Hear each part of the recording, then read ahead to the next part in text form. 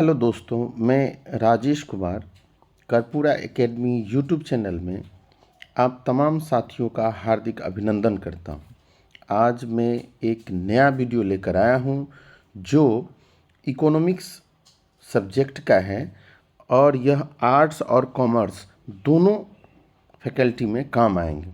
यह जो मैंने वीडियो बनाया है वह बिहार बोर्ड द्वारा जो मॉडल जारी किया गया था उसका ऑब्जेक्टिव टाइप मॉडल पेपर 2 यानी सेट नंबर 2 का 1 से 100 तक इसमें वैकल्पिक प्रश्न मिलेंगे, जिसमें से आपको सिर्फ 50 ऑब्जेक्टिव का आंसर देना है, 100, जबकि मैं आपको अभी 100 का 100 बताऊंगा। और आशा करता हूं आपको यह वीडियो ज़रूर पसंद आएगा। इससे पहले मैंने सेट नंबर 1 जारी किया था, आप उसे देख लें। और अब इसका 5 सेट में धीरे धीरे एग्ज़ाम से पहले मैं जारी कर दूंगा। देखते हैं आज का पहला क्वेश्चन क्या है। उत्पादन संभावना वक्र है, अक्ष की ओर नतोदर होती है, अक्ष की ओर उन्नतोदर होती है, अक्ष के समानांतर होती है, अक्ष के लंबवत होती है। तो इसका जो सही आंसर हो जाएगा, इसका ए आंसर हो जाएगा। अक्ष की ओर नतोदर होती है, उन्नतोदर नहीं। क्या लिखना है इसमें आंसर? हमको पहले विकल्प की तरफ हमको चले जाना है। विकल्प नंबर 1 इसका आंसर हो जाएगा। अगले क्वेश्चन की तरफ हम लोग बढ़ते हैं। समष्टि अर्थशास्त्र की निम्नलिखित में कौन सी सीमाएं हैं? समष्टि अर्थशास्त्र के निम्नलिखित में से कौन सी सीमाएं हैं? तो इसका जो विकल्प होगा, सामूहिक अर्थशास्त्र विराधामा से, व्यक्तिक इकाइयों की अवहेलना से, ए बी दोनों से, या इनमें से कोई नहीं। तो आंसर जो इसका हो जाएगा वह बी विकल्प हो जाएगा, व्यक्तिक इकाइयों की अवहेलना से। यानी विकल्प नंबर हमारा जो होगा वो 2 का बी हो जाएगा। यहाँ पर हम लोग थोड़ा सा ध्यान दें। यहाँ पर दिया है सामूहिक अर्थशास्त्री विराधामा से, व्यक्तिगत इकाइयों की अवहेलना से, और ए और बी दोनों। तो समष्टि अर्थशास्त्र की जो निम्नलिखित में कौन सी सीमाएं हैं? व्यक्तिगत इकाइयों की, यानी सी विकल्प में आप चले जाए। यहाँ ए बी दोनों हो जाएगा, ए बी दोनों। अगले क्वेश्चन की तरफ हम लोग बढ़ते हैं। सीमांत उपयोगिता हम कैसे निकालते हैं? सीमांत उपयोगिता निकालने का क्या फॉर्मूला है? सीमांत उपयोगिता निकालने का फॉर्मूला है त्रिभुज टी यू बट्टा त्रिभुज क्यू, यानी ये विकल्प हमारा आंसर हो जाएगा। विकल्प नंबर बी की तरफ हम लोग चले जाएंगे। अगला क्वेश्चन है, उपयोगिता का क्रमवाचक सिद्धांत किसने दिया था? उपभोक्ता का क्रमवाचक सिद्धांत हिक्स एवं एलन ने दिया था। डी विकल्प की तरफ हम लोग चले जाएंगे। अगला क्वेश्चन हमारा है, वस्तु की उस मात्रा को क्या कहते हैं जिसे निश्चित बाजार समय तथा कीमत पर बेचने के लिए तैयार हो? वस्तु की उस मात्रा को क्या कहते हैं जिसे निश्चित बाजार समय तथा कीमत पर बेचने के लिए तैयार हो? पूर्ति, मांग, पूर्ति और लोच, और मांग की लोच। तो यहाँ पर जो 5 का ए विकल्प हो जाएगा। विकल्प ए हमारा आंसर होगा। अगले क्वेश्चन की तरफ हम लोग बढ़ते हैं। अगला क्वेश्चन है, मांग में परिवर्तन का निम्नलिखित में से कौन सा कारण है? मांग में परिवर्तन का निम्नलिखित में कौन सा कारण है? उपभोक्ता की आय में परिवर्तन, संबंधित वस्तुओं की कीमत में परिवर्तन, जनसंख्या में वृद्धि, या इनमें से सभी। तो आंसर आपका डी विकल्प हो जाएगा, इनमें से सभी। अगले क्वेश्चन की तरफ हम लोग बढ़ते हैं। गिफिन वस्तुओं की कीमत मांग की लोच होती है। गिफिन वस्तुओं की कीमत मांग की लोच होती है ऋणात्मक, धनात्मक, शून्य, इनमें से कोई नहीं। तो यहाँ पर हमारा आंसर बी विकल्प हो जाएगा, धनात्मक।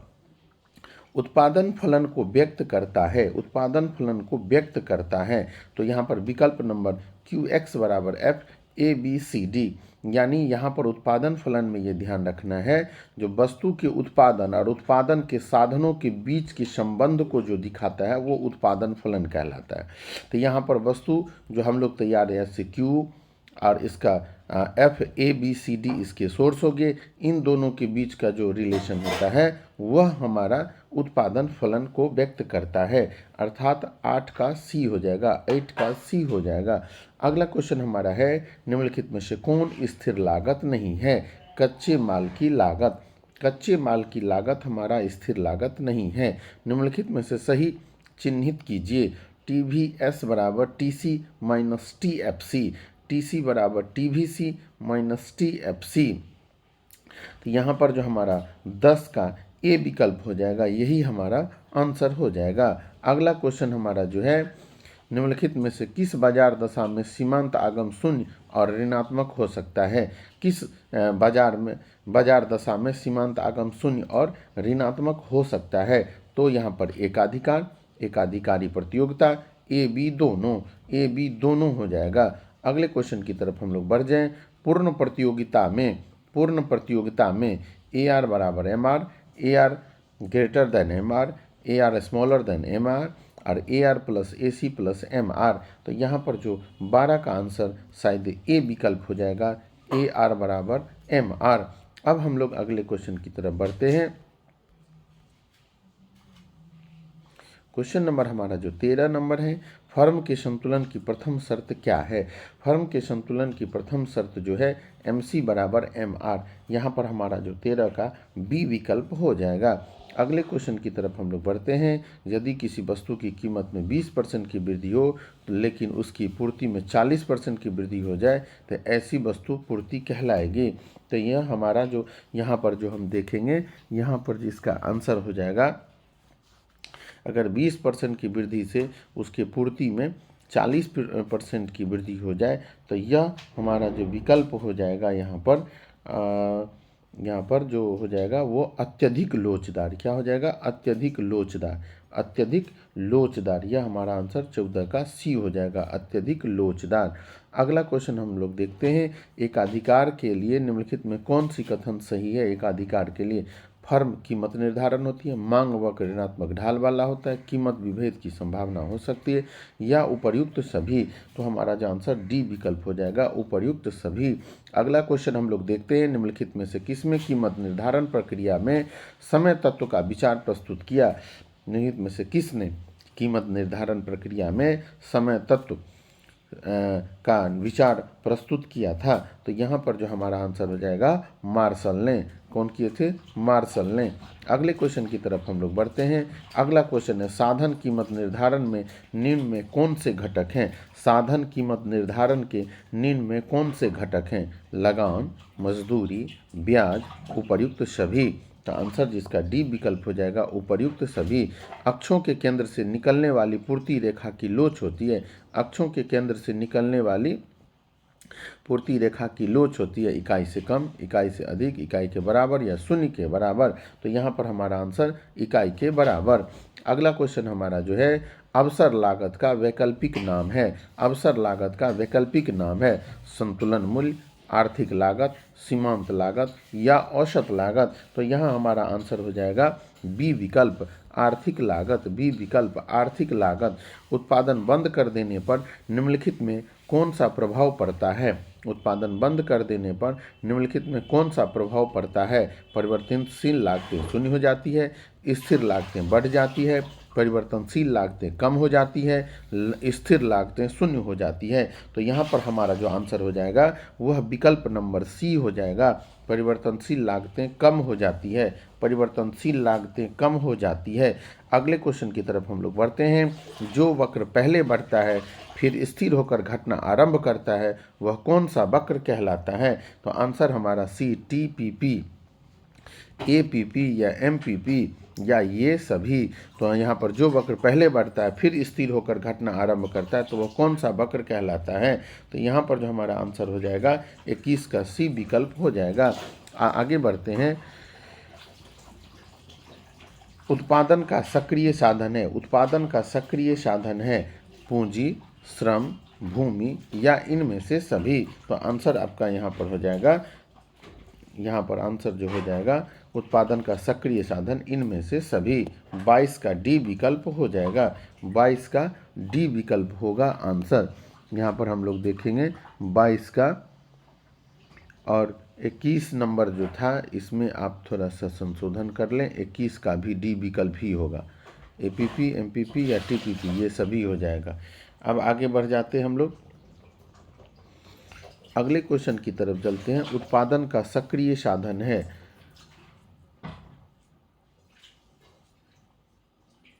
पूंजी, श्रम, गतिशील साधन में जो आएगा तो सब तो गतिशील, इनमें से सभी जी सही आंसर है। इसके बाद हम लोग बढ़ते हैं, उत्पत्ति ह्रास नियम लागू होने का मुख्य कारण क्या है। उत्पत्ति ह्रास नियम लागू, साधनों की सीमितता, साधनों की अपूर्ण स्थानापन्न होना, ए बी दोनों। तो यहाँ पर हमारा आंसर हो जाएगा जो 23 नंबर का जो आंसर हो जाएगा वह सी विकल्प होगा, ए बी दोनों। आगे बढ़ते हैं, औसत परिवर्तनशील लागत है, औसत परिवर्तनशील लागत है, औसत परिवर्तनशील लागत है टीवीसी गुने Q, TVC plus Q, TVC minus Q, TVC divided by Q यानी भागा क्यू। तो यहाँ पर 24 का जो हमारा डी विकल्प हो जाएगा आंसर। उसके बाद हम लोग देखते हैं, पूर्ति स्वयं मांग का सृजन करती है, इसे किसने प्रतिपादित किया। पूर्ति स्वयं मांग का सृजन करती है, तो इसका जो आंसर हो जाएगा जे बी से, जे बी से।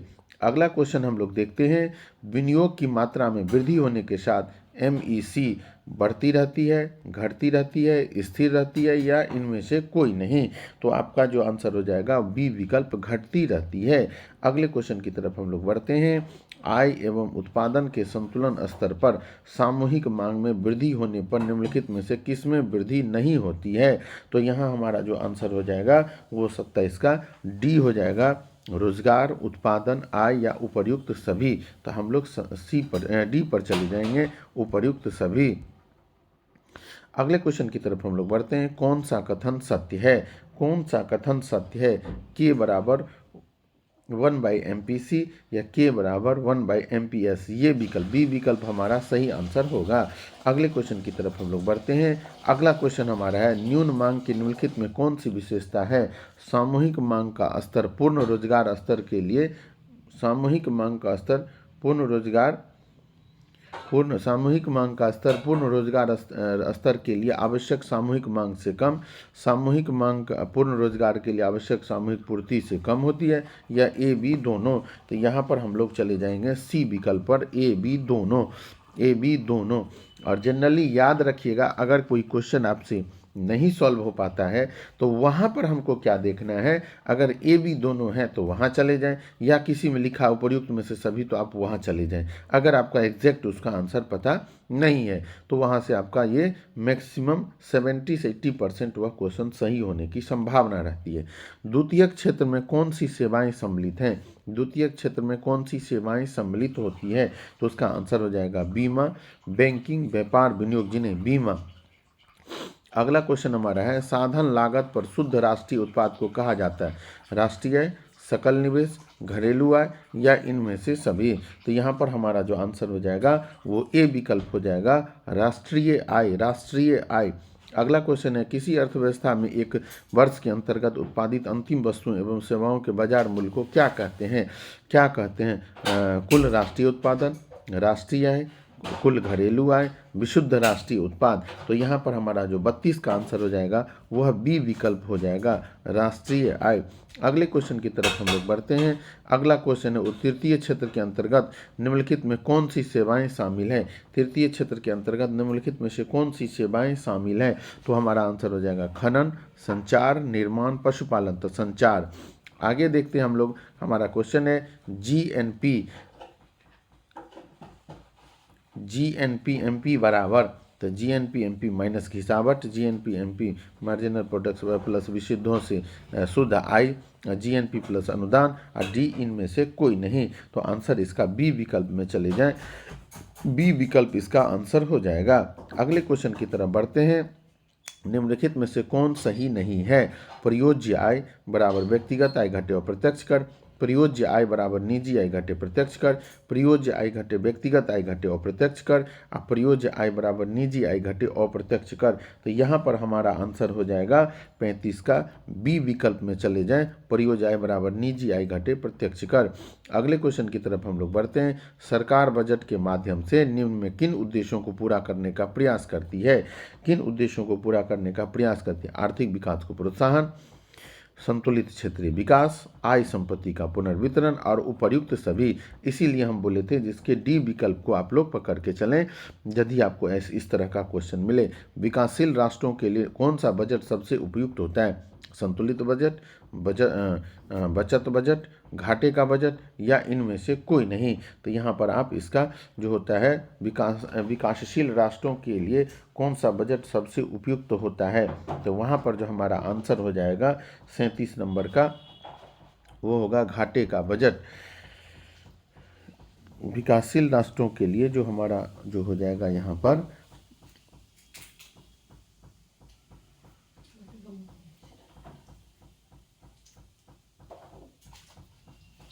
आगे बढ़ते हम लोग। विदेशी विनिमय दर का निर्धारण होता है, विदेशी विनिमय दर का निर्धारण होता है सरकार द्वारा, मोल तोल द्वारा, विश्व बैंक द्वारा, मांग और पूर्ति शक्तियों द्वारा। तो यहाँ पर हम लोग चले जाएंगे 38 के ए विकल्प की तरफ चले जाएंगे। इसका विकल्प नंबर ए होगा।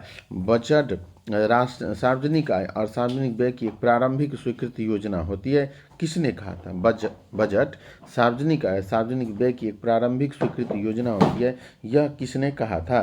तो इसका जो सही आंसर हो जाएगा रेन स्टोर ने कहा था, रेन स्टोर ने कहा था। अब हम लोग चलते हैं आगे। निम्नलिखित में से किसने मुद्रा वह है जो मुद्रा का कार्य करे, मुद्रा वह है जो मुद्रा का कार्य करे। तो इसका जो आंसर हो जाएगा हॉटले बिदर्स ने कहा था, हॉटले बिदर्स ने कहा था। अगला क्वेश्चन है मुद्रा का कार्य है, मुद्रा का कार्य है विनिमय का माध्यम, मूल्य का मापक, मूल्य का संचय, उपर्युक्त सभी। डी विकल्प में चले जाएं, इसका आंसर डी हो जाएगा। अगला क्वेश्चन हमारा है सेंट्रल बैंक ऑफ इंडिया क्या है? सेंट्रल बैंक ऑफ इंडिया क्या है? इसके बाद हम लोग देखते हैं सेंट्रल बैंक ऑफ इंडिया क्या है? केंद्रीय बैंक है, व्यापारिक बैंक है, निजी बैंक है या सहकारी बैंक है? तो आप जान लें इसका आंसर ए हो जाएगा। यह केंद्रीय बैंक होता है, केंद्रीय बैंक होता है। मुद्रा पूर्ति का नियमन कौन करता है? भारत सरकार, योजना आयोग, रिजर्व बैंक या वाणिज्यिक बैंक? तो आप जान लें इसका जो आंसर हो जाएगा वो सी विकल्प होगा, रिजर्व बैंक। इसका सी विकल्प होगा, रिजर्व बैंक। अगले क्वेश्चन की तरफ हम लोग बढ़ते हैं। बैंकों का बैंक किसे कहा गया? बैंकों का बैंक किसे कहा गया? तो बैंकों का जो बैंक था वो रिजर्व बैंक ऑफ इंडिया को कहा जाता है। बैंकिंग लोकपाल योजना की घोषणा किस वर्ष की गई? बैंकिंग लोकपाल योजना की घोषणा किस वर्ष की गई? 1990, 95, 97 या 98? तो आप यह जान ले इसका जो आंसर हो जाएगा 1995। बी विकल्प में आप चले जाएं। केंद्रीय बैंक द्वारा कौन सी मुद्रा जारी की जाती है? केंद्रीय बैंक द्वारा जो मुद्रा चलन मुद्रा, साख मुद्रा, सिक्के या उपर्युक्त सभी? उपर्युक्त सभी। अगले क्वेश्चन की तरफ हम लोग बढ़ते हैं। अगला क्वेश्चन भुगतान शेष में निम्नलिखित में से कौन सी मदें सम्मिलित होती है? दृश्य मद, अदृश्य मद, पूंजी वितरण या इनमें से सभी? तो आप यहाँ पर चले जाएं, इनमें से सभी। अगले क्वेश्चन की तरफ हम लोग बढ़ते हैं। अगला क्वेश्चन जो हमारा है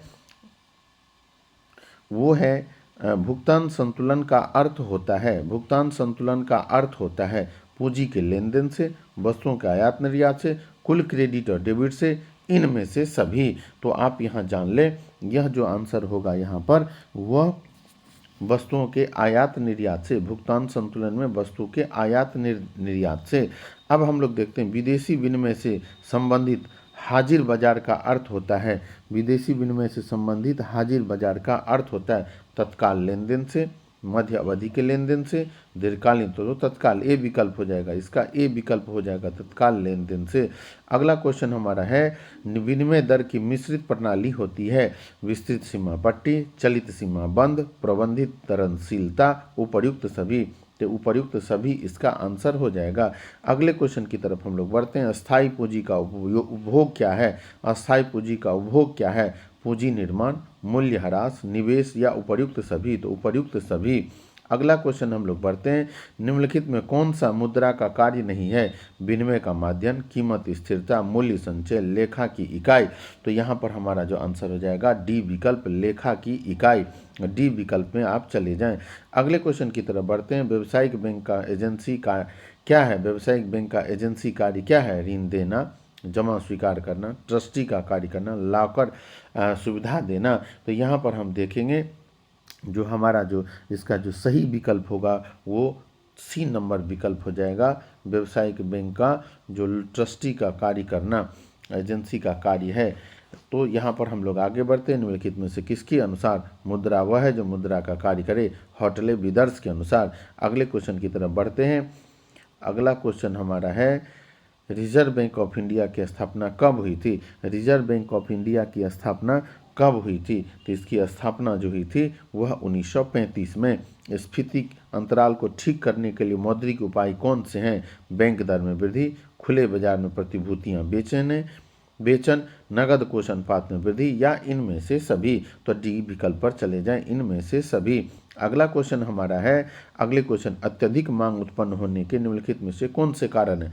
सार्वजनिक आय में वृद्धि, व्यय में वृद्धि, मुद्रा की पूर्ति में वृद्धि, करों में कमी या इनमें से सभी। डी विकल्प चले जाएं, डी विकल्प इसका आंसर हो जाएगा। राजकीय कोषीय नीति के अंतर्गत किसे शामिल किया जाता है? सार्वजनिक व्यय, कर, सार्वजनिक ऋण या इनमें से सभी। तो इनमें से सभी इसका आंसर हो जाएगा। बजट में हो सकता है आगम घाटा, वित्तीय घाटा, प्रारंभिक घाटा या इनमें से सभी। तो इसका इनमें से सभी आंसर हो जाएगा। अगला है निम्न में कौन सा अप्रत्यक्ष कर है? अप्रत्यक्ष कर आयकर, संपत्ति कर, उत्पादन शुल्क या उपहार कर। तो इसका जो आंसर हो जाएगा सी विकल्प हो जाएगा, उत्पादन शुल्क, उत्पादन शुल्क। अगले क्वेश्चन की तरफ बढ़ते हैं। अर्थशास्त्र के जनक कौन थे? अर्थशास्त्र के जनक कौन थे? तो जेबीसी, माल्थस, एडम स्मिथ या रॉबिन्सन। तो आप इसके जान लें कि 61 का जो आंसर हो जाएगा वो हो जाएगा Adam Smith. Adam Smith, Adam Smith. मांग की लोच कितने प्रकार की होती है? मांग की लोच जो होती है वह कितने प्रकार की होती है? तो 6 प्रकार की। मांग की लोच 6 प्रकार की। उत्पादन का निम्न में कौन सा साधन है? उत्पादन का निम्न में कौन सा साधन है? भूमि, श्रम, पूंजी, इनमें से सभी। इनमें से सभी। किसके अनुसार अर्थशास्त्र मानव कल्याण का विज्ञान है? Marshall, Samuelson, JBC, Adam Smith. कल्याण, तो यहाँ पर मार्शल का आप चले जाएं। यहाँ पर जो 64 का जो आंसर हो जाएगा मार्शल। बाजार मूल्य पाया जाता है, बाजार मूल्य पाया जाता है, बाजार मूल्य पाया जाता है। तो इसका जो आंसर हो जाएगा आपका वह अल्पकालीन बाजार में। बाजार मूल्य पाया जाता है अल्पकालीन बाजार में। गिफिन वस्तुओं के लिए कीमत मांग की लोच होती है। गिफिन वस्तुओं के लिए कीमत मांग की लोच होती है। ऋणात्मक, धनात्मक, शून्य, इनमें से कोई नहीं। तो इसका जो आंसर हो जाएगा वह बी विकल्प, धनात्मक। अगले क्वेश्चन की तरफ। दीर्घकालीन उत्पादन फलन का संबंध निम्न में से किससे है? दीर्घकालीन उत्पादन फलन का संबंध निम्न में से किससे है? मांग के नियम से, पैमाने के प्रतिफल नियम से, मांग की लोच से या उत्पत्ति वृद्धि नियम से। तो इसका जो आंसर हो जाएगा आपका वह 67 का बी विकल्प हो जाएगा, पैमाने के प्रतिफल नियम से। अगले क्वेश्चन की तरफ हम लोग बढ़ते हैं। यदि किसी वस्तु की कीमत में 60% की वृद्धि हो परंतु पूर्ति में 5% कमी हो तो ऐसी वस्तु पर होगी लोचदार, बेलोचदार, अत्यधिक लोचदार या पूर्णतः। अगर 60% की वृद्धि से उसकी पूर्ति में 5% की कमी होती है तो वह जो हमारा होगा वह कैसा, ऐसी वस्तु की पूर्ति क्या कहलाएगी? तो आप जान लें जो इसका जो आंसर हो जाएगा वह बेलोचदार।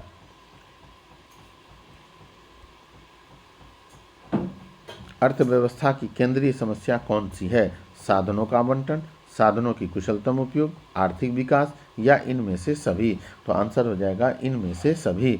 अगले क्वेश्चन की तरफ बढ़ते हैं। किस अर्थव्यवस्था में कीमत तंत्र के आधार पर निर्णय लिए जाते हैं? समाजवादी, पूंजीवादी, मिश्रित, इनमें से सभी। तो इनमें से सभी चले जाएं। जो चक्र पहले बढ़ती है फिर स्थिर होकर घटना आरंभ कर देती है वह कौन सी चक्र कहलाती है? तो 71 का जो यहाँ पर हो जाएगा आंसर वह इनमें से सभी। आप चले जाएं 71 के डी में चले जाएं, इनमें से सभी। 71 के डी में चले जाएं, इनमें से सभी।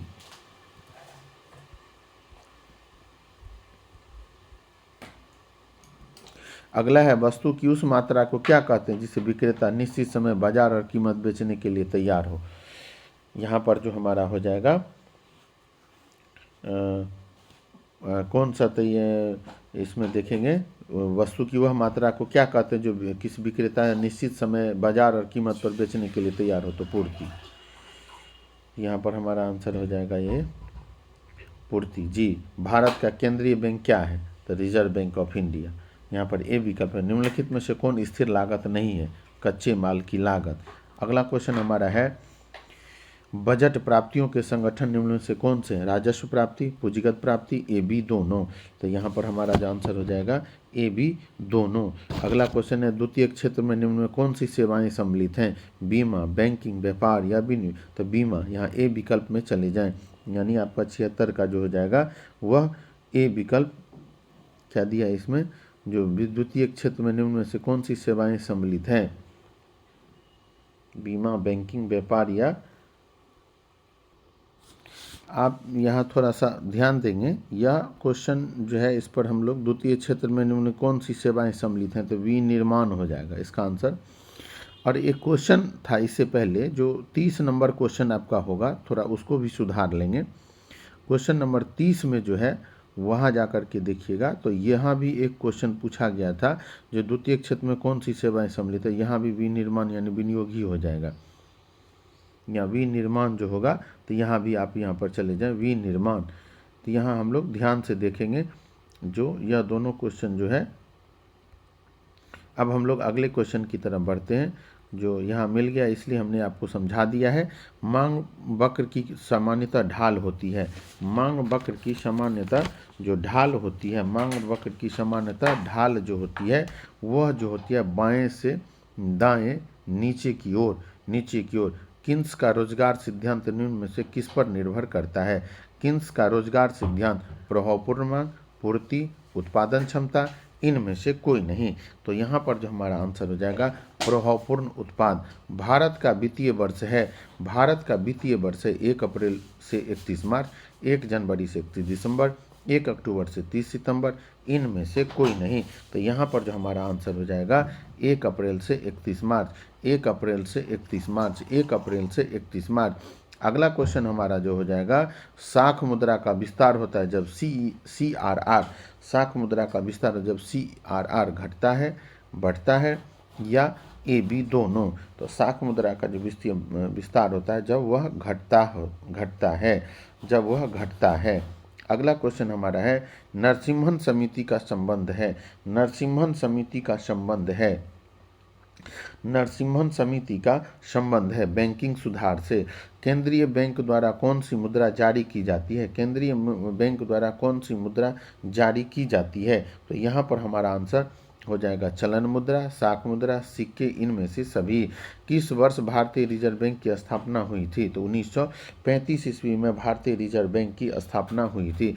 ऐसे व्यय जो सरकार के लिए किसी परिसंपत्ति का सृजन नहीं करते हैं कहलाते हैं।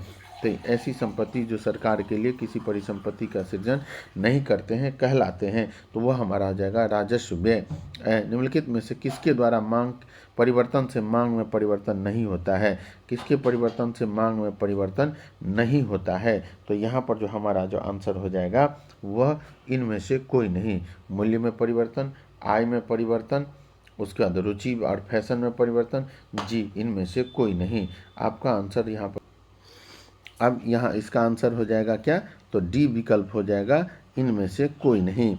आय बढ़ने पर उपभोक्ता किन वस्तुओं की मांग घटा देता है, तो निम्न कोटि की वस्तुएं, सामान्य वस्तुएं, गिफिन वस्तुएं या ए और बी दोनों। तो यहाँ 86 का जो आय बढ़ने पर उपभोक्ता किन वस्तुओं की मांग घटा देता है, तो यहाँ पर ए बी दोनों, डी विकल्प में चले जाएं, इसका आंसर डी विकल्प हो जाएगा। अगला है किसी वस्तु में मानवीय आवश्यकता की पूर्ति की क्षमता को क्या कहते हैं, किसी वस्तु में मानवीय आवश्यकता की पूर्ति की क्षमता को क्या कहते हैं, उत्पादकता, संतुष्टि, उपयोगिता या लाभदायकता। तो यहाँ पर हमारा आंसर हो जाएगा उपयोगिता। अगला क्वेश्चन है उस वक्र का नाम बताएं जो आर्थिक समस्या दर्शाता है, उस वक्र का नाम बताएं जो आर्थिक समस्या दर्शाता है। उत्पादन वक्र, मांग वक्र, उदासीनता वक्र या उदासीनता संभावना वक्र। तो यहाँ पर 88 का जो आंसर वो डी विकल्प हो जाएगा, उत्पादन संभावना वक्र। अगले क्वेश्चन की तरफ हम लोग बढ़ते हैं। उपभोक्ता व्यवहार का अध्ययन किया जाता है, उपभोक्ता व्यवहार का अध्ययन किया जाता है सूक्ष्म अर्थशास्त्र में, आय विश्लेषण में, समष्टि अर्थशास्त्र में या उपयुक्त में से कोई नहीं। तो यहाँ पर हमारा जो आंसर हो जाएगा वह ए विकल्प हो जाएगा, सूक्ष्म अर्थशास्त्र में। व्यष्टि अर्थशास्त्र के अंतर्गत निम्न में किसका अध्ययन किया जाता है? व्यक्तिगत इकाई, आर्थिक समग्र इकाई, राष्ट्रीय या इनमें से कोई नहीं। तो यहाँ आप जान लें, यहाँ पर व्यक्तिगत इकाई का अध्ययन किया जाता है। विकल्प ए में चले जाएं। अगला है उपयोगिता का संबंध होता है, उपयोगिता का संबंध होता है लाभदायकता से, नैतिकता से और मानव आवश्यकता की पूर्ति से या इनमें से सभी। तो यहाँ जो हमारा आंसर हो जाएगा मानव आवश्यकता की पूर्ति से, उपयोगिता का संबंध होता है मानव आवश्यकता की पूर्ति से। अगला क्वेश्चन हमारा जो होगा अगला क्वेश्चन, विलासिता वस्तुओं की मांग बेलोचदार होती है, लोचदार होती है, अत्यधिक लोचदार, पूर्णतया लोचदार। तो यहाँ पर हमारा आंसर हो जाएगा बेलोचदार होती है। विलासिता वस्तुओं की मांग बेलोचदार होती है। उत्पादन फलन में उत्पादन किसका फलन है? कीमत का, उत्पत्ति के साधनों का, कुल व्यय का या इनमें से कोई नहीं। तो आप इसका आंसर जान लें, 93 का जो आंसर हो जाएगा वह बी विकल्प होगा, उत्पत्ति के साधनों का। वह कौन सा समय है जिसमें उत्पादन के सभी साधन परिवर्तित किए जा सकते हैं? वह कौन सा समय है जिसमें उत्पादन के सभी साधन अल्पकाल, दीर्घकाल, अतिकाल या तीनों? तो यहाँ पर हमारा जो आंसर हो जाएगा वो दीर्घकाल, उत्पादन के सभी साधन परिवर्तित किए जा सकते हैं। तो दीर्घकाल यहाँ पर 94 का जो विकल्प हो जाएगा वह बी विकल्प हो जाएगा। अगले क्वेश्चन की तरफ हम लोग बढ़ते हैं। अगला क्वेश्चन हमारा है, जो बैंकिंग लोकपाल योजना की घोषणा किस वर्ष की गई थी? बैंकिंग लोकपाल योजना की घोषणा 1995 में। अवसर लागत का वैकल्पिक नाम है आर्थिक लागत, संतुलन मूल्य, सीमांत लागत या औसत लागत। यहाँ पर हमारा आंसर हो जाएगा आर्थिक लागत, आर्थिक लागत। अब हम लोग अगले क्वेश्चन की तरफ बढ़ेंगे। अगला क्वेश्चन है, अवसर लागत का हो गया, केंद्रीय बैंक साख नियंत्रण करती है बैंक दर के जरिए, खुले बाजार प्रक्रिया के जरिए, CRR के जरिए या इनमें से सभी। तो आंसर यहाँ पर हो जाएगा इनमें से सभी, इनमें से सभी। अगला क्वेश्चन है, मांग मुद्रा पूर्ति के नियमन कौन करता है? मुद्रा पूर्ति के नियमन कौन करता है? भारत सरकार, रिजर्व बैंक ऑफ इंडिया, व्यापारिक बैंक या योजना आयोग। तो यहाँ पर हमारा जो आंसर हो जाएगा 98 का, वो हमारा आंसर बी विकल्प हो जाएगा, reserve bank of India. Keynes के अनुसार विनियोग से अभिप्राय है? वित्तीय विनियोग से, वास्तविक विनियोग से या ए बी दोनों? तो ए बी दोनों। अगला क्वेश्चन हमारा हो जाएगा, बजट की अवधि क्या होती है? बजट की अवधि वार्षिक, 2 वर्ष, तो जी वार्षिक होती है, वार्षिक होती है, ये सब गलत। वार्षिक बजट प्रत्येक वर्ष निकाला जाता है। इस तरह से हमने आपको 101 से लेकर 100 तक बताया। आपको इसमें से 50 क्वेश्चन, तो लगभग हमको जहाँ तक उम्मीद है, अगर आप इस वीडियो को ध्यान से देखिएगा तो इसमें से आपको लगभग 20 से 25 नंबर का यह वीडियो है। 20 से 25 नंबर आपको इसमें से आने की संभावना है। इसलिए आप लोग इसे, वो भी 100 में से 100 यदि देखते जाइएगा तो 20-25 आपको यहाँ से मिल जाने की संभावना है। इसलिए आप इस वीडियो को ध्यान से देखें। अगर यह वीडियो आपको अच्छा लगे तो लाइक ज़रूर कीजिए और कमेंट के माध्यम से बताइए कि आपको वीडियो कैसा लगा। तब तक के लिए धन्यवाद।